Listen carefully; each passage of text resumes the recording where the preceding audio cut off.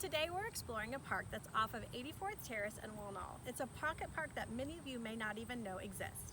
Hi, I'm Gina Walton with the Walton Home Team of Keller Williams, letting you know another place to possibly explore in Kansas City. This is actually the Sunnyside Park. It is formerly owned by Napoleon Boone, who actually was the great-grandson of Daniel Boone.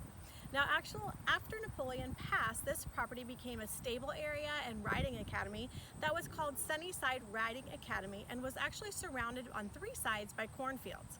As Kansas City began to grow, this area, through many transitions, led the city to acquire the land for a park, and in 1949, the Sunnyside area became officially known in 1954 as Sunnyside Park. Now in 2021, this place is bubbling with life. It's a playground, a walking trail, a picnic area, ball fields. There's even a spray park in seasonal times that is available, and also tennis courts. You can grill, you can chill, you can just lay back and enjoy this urban city life just a touch away with some relaxation. Now, just as the spirit of Daniel Boone, you too can come to Sunnyside Park for both adventure and exploration. Come explore it today with us. It's in the heart of the historic Waldo.